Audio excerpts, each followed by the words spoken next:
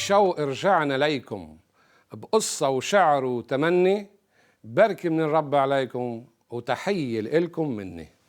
رح نرجع للملكوت نبني فيه بالشعر بيوت، وتنفهم عمق التعليم نعطي ليسوع سكوت. ملكوت السماوات بيشبه في كل الأوقات زارع زرع حقله قمح، ونام وعدو زرع فيه زوان ردي بأرض الفلح، يفسد كل اللي بيجنيه. وطلع الحنطة وصمر طرح والزوان على سواقيه، واجوا العبيد طالبين شرح، مين بالحنطة الزوان خفيه؟ بدك نقلعه للشلح تما نتعب ونسقيه. السيد قال قلعوا بهالطرح يضر الجيد ويأذيه، اتركوا ينمى ولو في قرح مع الحنطة عحفة فيه. وبالحصاد بجمع طرح القمح منجمع ونخبيه، والزوان بيطرح طرح بالنار يحترق فيها وما يعود يضر النبات. ملكوت السماوات بيشبه في كل الأوقات حبة خردل صغيري زرعها بحقله إنسان، نميت صارت كبيرة شجرة في على مكان بين وراء الوفيري. المد اللاي على الأغصان طيور السما الكتيري صارت تتقاوى فيها، تغرد تاكل تحت تبات. ملكوت السماوات بيشبه في كل الأوقات خميرة أخدتها مرة بشغل بيتها تليق، وبعجنتها خبتها ب3 أكيال من دقيق، حتى اختمرت عجنتها وطلع خبزة وكان مليق، وهي وسخنة خبزتها طاروا ولادها بالخبزات. تكلم يسوع بأمثال بهالأمر الكل الجموع، تم بالتالي النبي القال بأمثال بيحكي يسوع. لما انتهوا للبيت مال وصرف من حوله الجموع، لحقوا تلاميذه بالحال وطلبوا عن زوان الحقل يفسر لهم كل الموضوع. وجوابهم زرع المنيح، هن أبناء الإيمان والعالم حقل الفسيح، والزارع ابن الإنسان. وزوان وشوك التجريح هن أبناء الشيطان والعدو شيطان قبيح. زرع زوانه بإتقان والحصاد نهاي وزيح. لعلمنا وللإنسان الحصادين ملايك بريح، هبوا لجمع الزوان الحرق بنار وفيها يسيح. ولما يكون الوقت حان لهالعالم جاي المسيح، ود ملايكته من شان يجمعوا بأمره وتصريح. كل الخطاط والزوان يطرحوهم عن صحيح، بالنار وصرير الاسنان للأبد بكاء ونويح. والأبرار بالملكوت شمس بتضوي بلمعان. ملكوت السماوات بيشبه في كل الأوقات كنز مخفي داخل حقل، وجده إنسان وأخفاه. من فرحه فكر بعقل وبعشه عنده واشتراه، حتى طلع له بالنقل كل الحب وتمناه. كنز بيلمع من دون صقل على وجهه وعقفاه، قدره تقيل ومش بالشقل، بالقيمة والسعر اللي فيه وعياره الفاق الكرات. ملكوت السماوات بيشبه في كل الأوقات تاجر طالب لآلي، ولما وجد لؤلؤة فريدة وسعرها غالي باع بعزمه مروءة صور ملكها وعلالي. واشترى بكل جرأة اللؤلؤة وفيها الحالي، صار أسعد إنسان بالذات. ملكوت السماوات بيشبه في كل الأوقات شبكي بالبحر بقلبه، وجمعة من كل الأنواع لما امتلقت من صلبه. أصعدوها تتنباع جمعوا كل صنفه وعربه، والردي زدته في القاع. ولما العالم بكربه بينتهي ووقته بينزاع، كل ملاك وبيسربه بيفرز أشرار عن أبرار، وبالنار بيرمي الخطاط. ما في مهواية بالنار لحتى تهوي فيها، رح تتعذب ليل نهار ونفسك مين ينجيها. لما بتسمع هالأخبار والآيات اللي بتليها، ععينك لا تحط ستار وقطن إذانك تحشيها.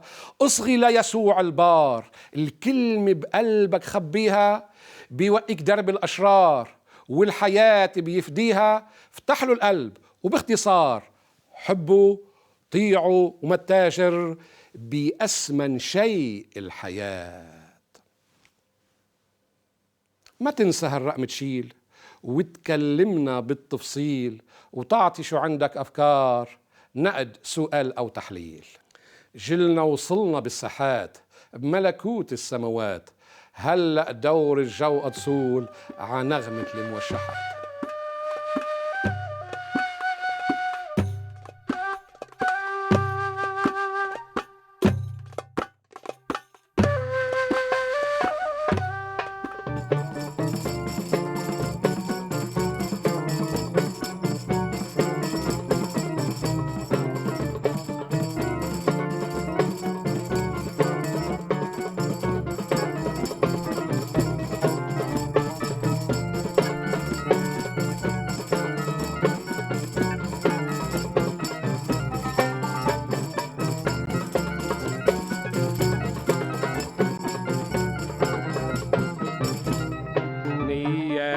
عنده إيمانه وحاسب لا الله حسابه، ما بيقبل من شو ما كان إلا المكتوب بكتابه.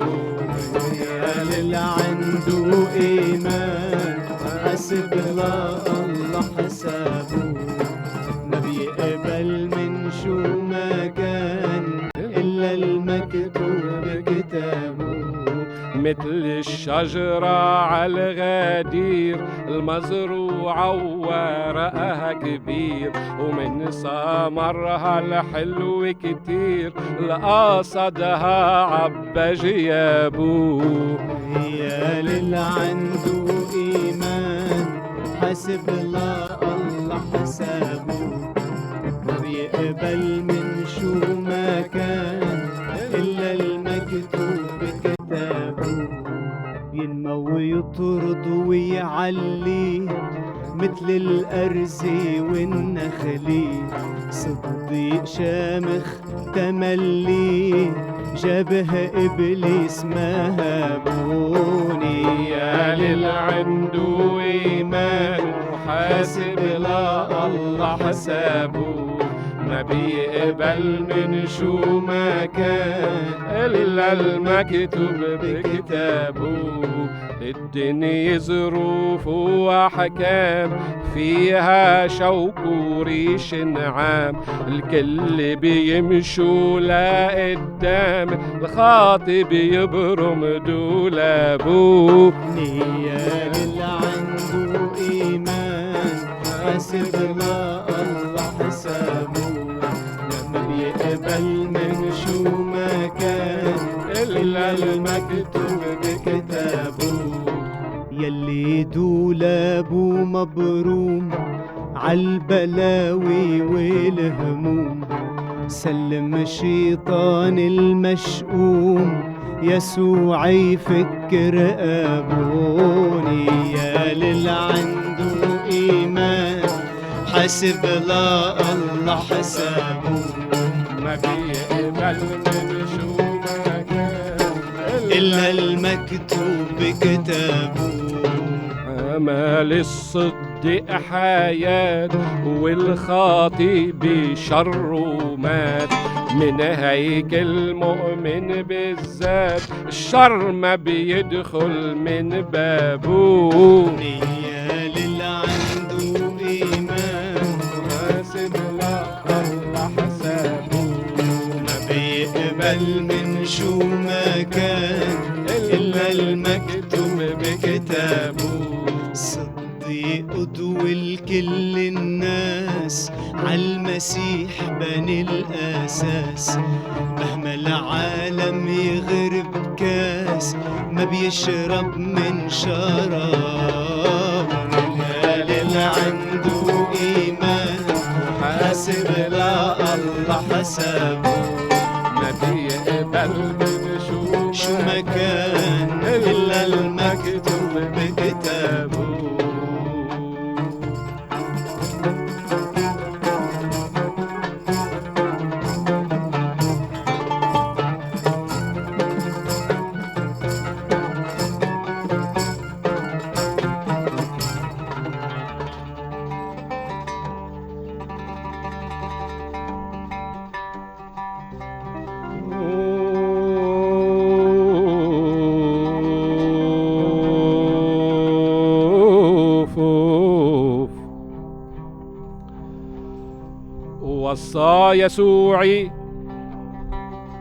وصى يسوع حب أعدائي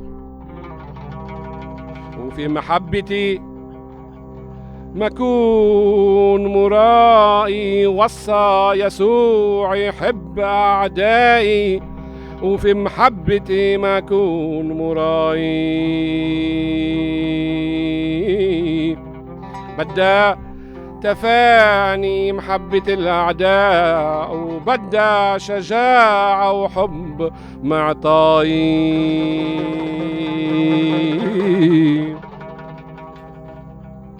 أمر المسيح ما هو افتراء ولنه توسل أو عشوائي. إجا لعنا نور للأحياء، الإحياء نفس الفيك وإحيائي.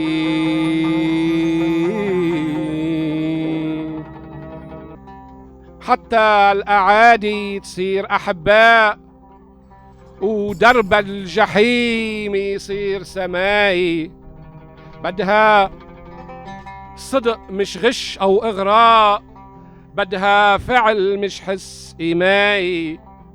ونكران نفسه تضحية وعطاء ومسامحة وإيمان فدائي.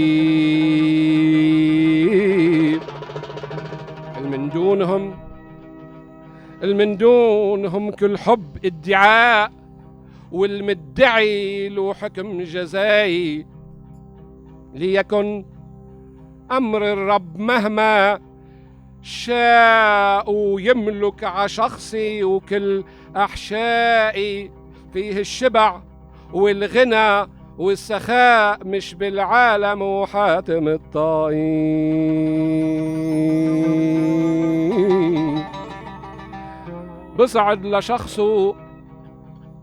بصعد لشخصه مطلبه دعاء باسم المسيح وكل رجائي. يعم السلام الكل أصدقاء وكل الأعادي يصبحوا محبين ويتكمل بيسوع دعائي.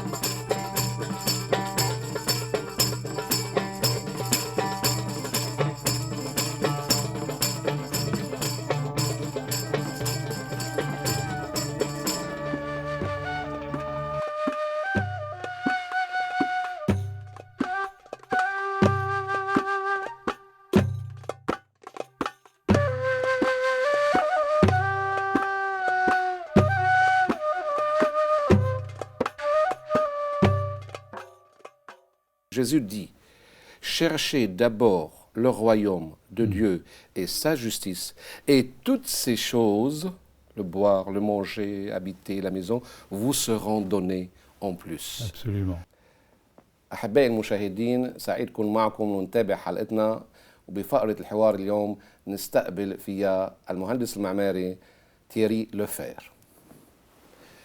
Thierry Lefebvre, bonjour. Bonjour. Et vous êtes bienvenu sur notre plateau. Merci. Vous êtes architecte, vous exercez à Paris, et donc vous êtes croyant, fervent pour le Seigneur. J'essaye. Vous aimez le Seigneur, ce qui est bien. Ce qui dit architecte dit nuit de charrette, donc beaucoup de travail. Comment vous arrivez à gérer votre vie professionnelle et votre vie de foi? Je crois que l'essentiel, c'est la prière. Et cette prière dont le Seigneur nous disait, il faut prier sans cesse. Oui. Ce qui a l'air d'être contradictoire, justement, avec une vie de travail importante. En fait, c'est exactement l'inverse. Ce n'est pas que le travail soit une prière, mais c'est qu'on peut effectivement entrer dans le travail, dans ce que nous avons à faire, comme dans une prière, et en priant surtout. Mhm. Et cela va jusqu'à des... J'ai une petite anecdote dont je me souviens, qui est un jour où j'attendais des compatriotes libanais, à vous. À Paris, on attendait des autocars qui ne venaient pas. Et c'était juste avant de partir en vacances, et j'avais du travail à terminer, dont je pensais qu'il me fallait au moins 3 jours pour le terminer. Et j'étais un peu inquiet, un petit peu me disant quand est-ce qu'ils vont venir. Puis je me suis mis à prier le chapelet, en marchant de long en large. Et les autocars sont arrivés très tard. Au milieu de l'après-midi, je suis retourné à mon bureau. Et là, je me suis mis à faire ce que j'avais à faire. Et grande surprise, j'ai mis 3 heures à faire ce que je pensais qu'il me prendrait 3 jours pour faire. C'est très surprenant comme expérience. Cette expérience, je l'ai faite il y a 15 ans. Vous voyez comme ça marque en fait quelque part. Et on se rend compte que tant qu'on essaye de faire, j'allais dire, pour Dieu, ça ne marche pas. C'est avec Dieu, c'est en Dieu qu'il faut faire. C'est en Jésus qu'il faut faire. Donc le Seigneur, il vous donnera un peu un esprit clair pour pouvoir bien continuer et avancer le travail. Alors oui, il donne un esprit clair, mais c'est mystérieux parce que je crois que le Seigneur peut donner plus qu'un esprit clair. Il peut donner vraiment Un encouragement. un encouragement, comme vous dites, l'esprit clair, la certitude de ce qu'on a à faire, ne pas hésiter, parce que Dieu sait si un architecte hésite dans son travail, on est toujours en train de se demander si l'idée qu'on a eue est la bonne. Et d'ailleurs, très souvent, l'idée qu'on a eue à l'origine d'un projet, c'est malheureusement celle qu'il faut abandonner pour aller plus loin. J'allais dire là aussi, on est... Et il donne la réussite au bout. Oui, enfin en tout cas, oui, tout à fait, la réussite au bout. Voilà. Donc la vie de prière, c'est une vraie relation avec le Seigneur, dans le cœur et dans la vie qu'on mène. Tout à fait. Alors effectivement, ça peut se commencer une vie de prière par la récitation d'un certain nombre de formules, entre guillemets. Mais ces formules, mais qui vient du cœur. Voilà, ces formules doivent venir du cœur. En tout cas, si on est intellectuel, il arrive que l'on soit pas, qu'on n'en ait pas facilement le cœur proche. On peut commencer par une récitation, j'allais dire intellectuelle, petit à petit en la faisant descendre dans le cœur. C'est l'idée d'ailleurs dans Saint Séraphin de Sarov. Donc un livre qu'on va conseiller à nos chers téléspectateurs. Oui, ça s'appelle Récit d'un pèlerin russe, que vous connaissez peut-être. Oui. Et dans lequel ce pèlerin en fait est à la recherche de la prière par excellence. Et il va rencontrer un tas d'enseignants religieux, bien évidemment surtout orthodoxes, jusqu'au jour où il comprend que la prière qui est récitée a pour but de descendre dans le cœur jusqu'à ce que le cœur soit, entre guillemets, allumé en permanence par l'amour du Christ.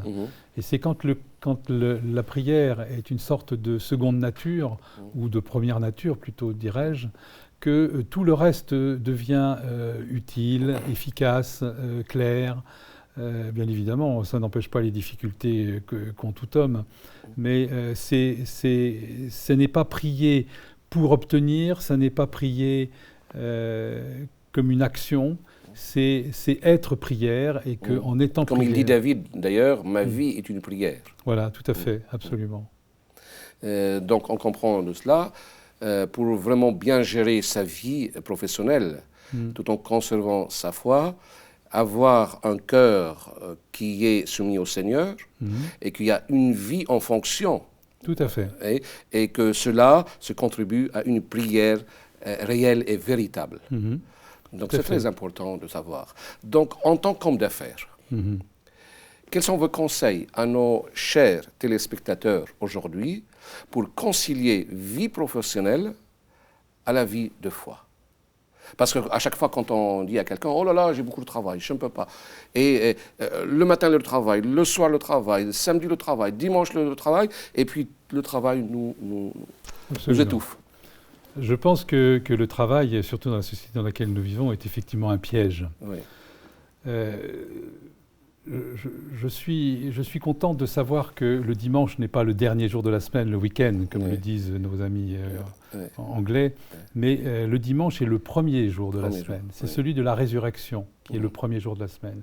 Et cela a une importance, ça veut dire que la prière est première. Mhm. Et c'est dans la prière que l'on doit trouver l'action, la bonne action. D'abord l'amour, d'abord se mettre en relation d'amour avec le Christ, avec Dieu, avec Jésus. Et une fois que l'on est en relation avec lui, on peut effectivement se poser les questions de ce que l'on a à faire et de comment on va le faire. Mhm. Et donc, si vous voulez, il ne s'agit pas de faire des choses pour Dieu, il s'agit de se mettre en Dieu et de faire l'action voulue par Dieu, tout en n'oubliant pas que Dieu ne nous dictera pas les choses à faire. Oui. Nous sommes libres, profondément libres, et que Dieu nous veut libres. Et Dieu ne nous donnera pas comme, j'allais dire, comme un devin. On disait tout à l'heure que alors d'une part, le manque de foi rend crédule et la superstition porte malheur. Oui. Ne jamais oublier que nous sommes profondément libres et ne pas attendre de Dieu qu'il nous dise ce que nous avons à faire. D'abord parce que ce que Dieu attend de nous, il l'a mis comme amour dans notre cœur. Donc il suffit de chercher ce que l'amour dans notre cœur désire pour nous, pour les autres, pour Dieu, pour savoir ce qu'il faut faire, même dans le travail, même et surtout dans le travail. Donc plutôt commencer à prier. Je me souviens aussi d'une autre chose, une parole de saint Ignace de Loyola, disant que alors c'est amusant parce qu'elle peut être rapportée, j'allais dire à l'envers. Tout faire comme si tout ne dépendait que de nous et tout faire comme si tout ne dépendait que de Dieu. Et prier comme si tout ne dépendait que de Dieu. Alors la véritable parole, donc, qui a été traduite d'une façon un petit peu ordinaire en disant aide-toi, le ciel t'aidera. Eh bien, c'est pas exact et c'est pas chrétien, aide-toi, le ciel t'aidera. C'est demande au ciel de t'aider et après tu pourras faire ce qui est juste. Et dans cette parole de saint Ignace de Loyola, donc rapportée de cette façon-là, est en fait inexacte. La parole exacte de saint Ignace, c'est prie comme si tout ne dépendait que de toi et travaille comme si tout ne dépendait que de Dieu. Ce qui remet effectivement Dieu à la première place et pas l'un à côté de l'autre. Merci pour cet enseignement. Donc ça me rappelle la parole du Seigneur. C'est vrai, on court pour travailler, pour avoir ce qu'on doit manger, où on va habiter. C'est les choses qui nous préoccupent tous les jours. C'est ça ce que vous voulez dire. Absolument. D'ailleurs, et la parole le confirme. Tout à fait. Merci beaucoup. Pardon. Vous voulez ajouter quelque chose ? Oui, je voulais ajouter une chose. Il y a d'ailleurs une autre parole qui va dans ce sens-là. C'est de quoi vous inquiétez-vous ? Oui. Notre Père du ciel ne donne-t-il pas à manger aux oiseaux et une maison ? Ça aussi, une belle parole. Voilà. Et donc, effectivement, l'homme travaille pour manger, pour se vêtir, pour habiter, qui est mon métier. Et en fait, l'inquiétude de cela étant trop, et comme le disent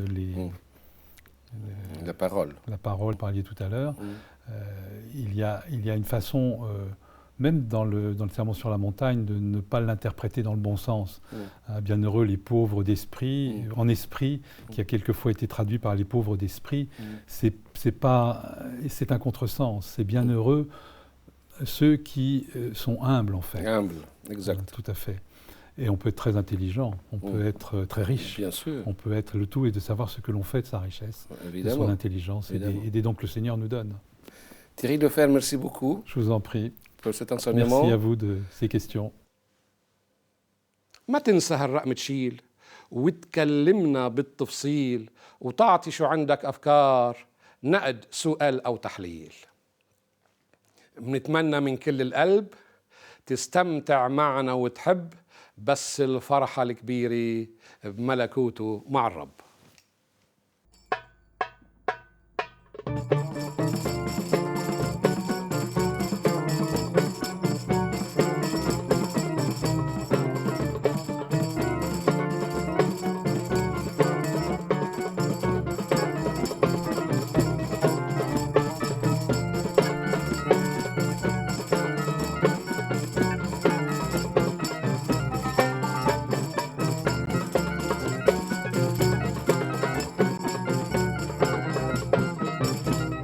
نيال اللي عنده إيمان حاسب ما الله حسابه، لما بيقبل من شو ما كان إلا المكتوب بكتابه. يلي دولابه مبروم عالبلاوي والهموم، سلم الشيطان المشؤوم يسوع يفكر أبوني. يا للي عنده إيمان حاسب لا الله حسابه، ما بيقبل من شو ما كان إلا المكتوب بكتابه. أمال الصدق حياة والخاطئ بشره مات، من هيكل مؤمن بالذات الشر ما بيدخل من بابه. يا للي عنده إيمان حاسب لا الله حسابه، ما بيقبل من شو ما كان إلا المكتوب بكتابه. صديق قدوة لكل الناس عالمسيح بني الأساس، مهما العالم يغرب كاس ما بيشرب من شراب. يا للي عنده إيمان حاسب لا الله حسابه، ما بيقبل